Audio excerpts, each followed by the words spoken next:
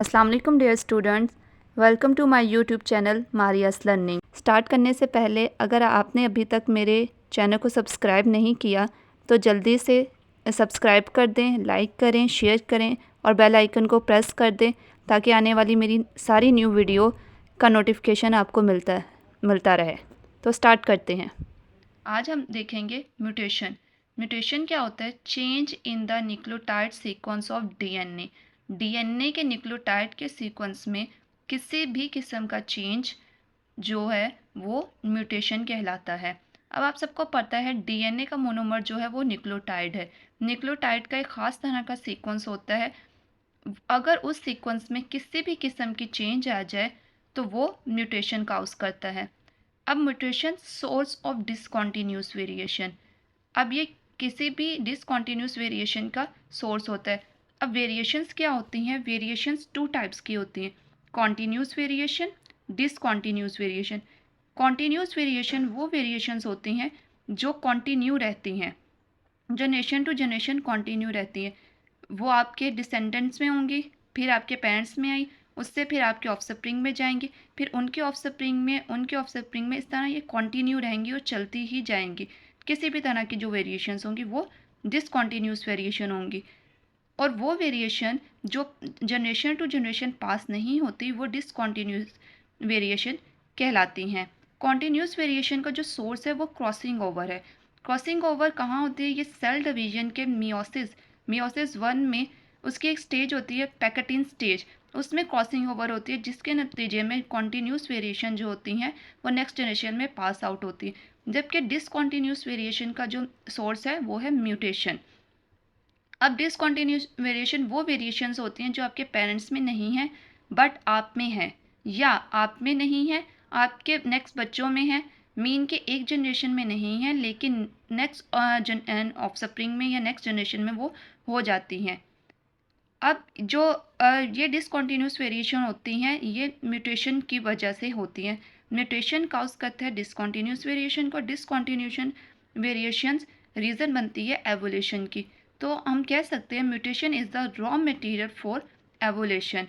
किसी भी एवोल्यूशन का जो रॉ मटेरियल होता है वो म्यूटेशन कहलाता है। Sudden change, sudden heritable change in genetic material. Sudden change जो अचानक से चेंज आ गया, पहले वो नहीं मौजूद था लेकिन वो किसी भी रीज़न की वजह से चेंज आ गया, कहाँ पर?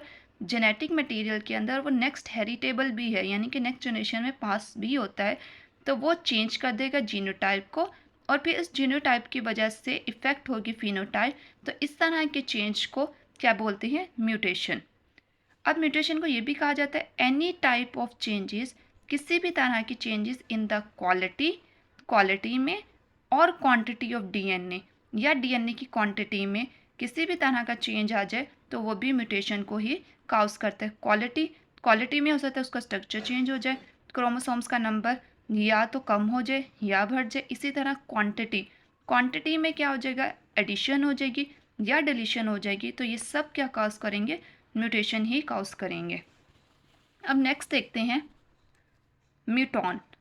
यहाँ पर 2-3 टर्म्स हैं जिनको जानना बहुत ज़रूरी है। म्यूटॉन क्या होता है? स्मॉलेस्ट पार्ट ऑफ डीएनए का वो स्मॉलेस्ट पार्ट अंडरगो म्यूटेशन, जो कि म्यूटेशन से इफेक्ट होता है या म्यूटेशन के अंदर जाता है, उसको क्या कहलाते हैं?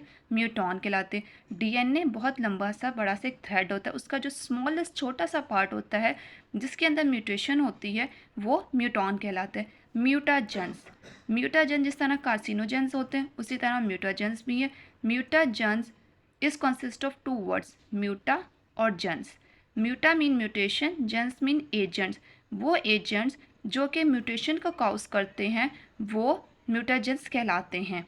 अब ये केमिकल भी हो सकते हैं और कोई फिजिकल भी हो सकते हैं, जैसे कि radiations, UV rays, X rays और डिफरेंट तरह के केमिकल्स, ये सब किस में आ जाते हैं? म्यूटेशंस के अंदर आ जाते हैं। अब म्यूटेशंस जो होती हैं, म्यूटेशन 2 टाइप्स की होती हैं। एक होती है स्पॉन्टेनियस म्यूटेशन, एक होती है इंड्यूस म्यूटेशन। स्पॉन्टेनियस एक इंग्लिश का वर्ड है जिसका मेन मतलब है खुद ब खुद हो जाना या अचानक से हो जाना। इंड्यूस्ड यानी कि इंड्यूस करवाई जाती हैं लैब्स वगैरह के अंदर, ये नेचुरल म्यूटेशन होती है। नेचुरल म्यूटेशन मतलब कुदरती तौर पर होती है, खुद ब खुद हो जाएगी, जबकि ये म्यूटेशन जो होती है वो पर्पसफुली होती है, यानी कि पर्पसफुली ब्रॉट इनटू ऑर्गेनिज्म, अपने एक ख़ास पर्पस के लिए ऑर्गेनिजम्स के अंदर इंड्यूस की जाती है ताकि उनसे डिज़ायरेबल करैक्टरिस्टिक्स हासिल की जा सके। मैन मेड होती हैं, डन इन द लैब्स के अंदर हासिल की जाती है। अब इसके अंदर नो एक्सोजीनियस म्यूटेजेंस, कोई एक्सोजीनियस यानी कि कोई बाहर से म्यूटेजेंस यूज़ नहीं किए जाते। इसके अंदर different types of mutagens use होते हैं, केमिकल्स भी हो सकते हैं या उसके अलावा कुछ एक्स्ट्रा रेस वगैरह भी यूज़ की जा सकती हैं। अब इसके एग्जांपल है point mutation, frame shift mutation. अब इस इंड्यूस म्यूटेशन की बहुत ज़्यादा कॉमन जो एग्जांपल है वो है प्लांट्स के अंदर। प्लांट्स में वीट के अंदर ये इंड्यूस करवाई जाती है ताकि उसकी वीट्स की यील्ड और भी अच्छी क्वालिटी हासिल की जा सके। अब इसके जो रीज़न्स हैं स्पॉन्टेनियस म्यूटेशन के, वो रेप्लिकेशन एरर हो सकता है, डीएनए के रेप्लिकेशन के दरमियान अगर कोई एरर आ गया तो तब भी वो स्पॉन्टेनियस म्यूटेशन को लेट करेगी। उसके अलावा ट्रांसपोजेबल एलिमेंट्स हैं, वो भी रीजंस बनते हैं स्पॉन्टेनियस म्यूटेशन के लिए। ऑक्सीडेटिव डैमेज है, वो भी स्पॉन्टेनियस म्यूटेशन को ही काउज करेंगे। अब नेक्स्ट टाइप देखते हैं body cells mutation. Body cells की बेस पर भी जो म्यूटेशन होती है वो बॉडी सेल्स म्यूटेशन कहलाती है।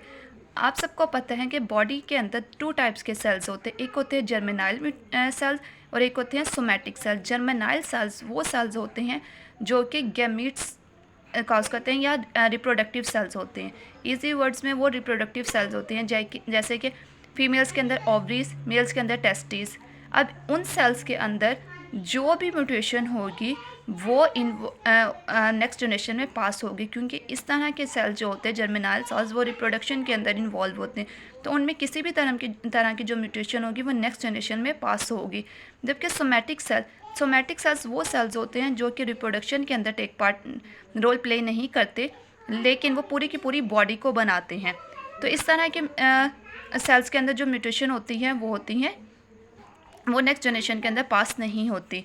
Occurs in germ cells, somatic cells के अंदर जो म्यूटेशन होती है वो सोमैटिक सेल्स के अंदर होगी। Germinal mutation always inherited into the next generation, not inherited except in few conditions. अब वो फ्यू कंडीशंस कौन सी होती है, जैसे कि मैंने पहले आपको बताया कि सोमैटिक सेल्स वो सेल्स होते हैं जैसे कि नोज़ के सेल्स, किडनी के सेल, लिवर सेल्स, अगर इनमें कोई म्यूटेशन हो जाए तो ये नेक्स्ट जनरेशन में पास नहीं होगी, क्योंकि somatic cells not play any role in reproduction, they not take part in the reproduction but only one condition, and that's condition is when somatic mutation is pass into next generation, and that is vegetative propagation. अब vegetative propagation asexual reproduction होती है। Asexual 2 तरह की reproduction होती हैं, एक होती है सेक्सुअल रिप्रोडक्शन, एक होती है एसेक्सुअल रिप्रोडक्शन। सेक्सुअल रिप्रोडक्शन वो होती है जिसमें 2 पेरेंट्स इन्वॉल्व होते हैं, जबकि एसेक्सुअल, ए मीन सिंगल, एक ही पेरेंट इन्वॉल्व होता है एक सेक्सुअल रिप्रोडक्शन में। ये सब इस तरह की म्यूटेशन तभी पॉसिबल है जब सोमैटिक सेल खुद रिप्रोडक्शन में रोल प्ले कर रहे हों, जैसे ड्यूरिंग एसेक्सुअल रिप्रोडक्शन, जब वेजिटेटिव प्रोपगेशन में प्लांट का वेजिटेटिव पार्ट। अब प्लांट्स के वेजिटेटिव पार्ट्स कौन से होते हैं, 2 तरह के पार्ट्स होते हैं वो प्लांट्स के अंदर। एक होते हैं रिप्रोडक्टिव पार्ट्स यानी कि फ्लावर, दूसरे होते हैं वेजिटेटिव पार्ट्स जैसे कि रूट, स्टेम और लीव खुद रिप्रोडक्शन नहीं करते हैं, लेकिन जब ये एसेक्सुअली रिप्रोड्यूस कर रहे हों तो उनमें उनके अंदर जो म्यूटेशन होती है वो as a result next generation में पास होती है, यानी कि उसमें ट्रांसफ़र होती है, एक्सप्रेस होगी। Otherwise this mutation are not express in the next generation.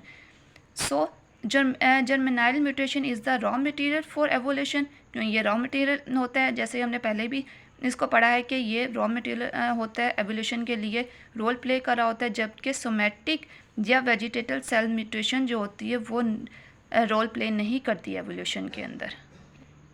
Dear students, if you have any ambiguity or query regarding this video, ask me in the comment section. Inshallah, I will reply you as soon as possible.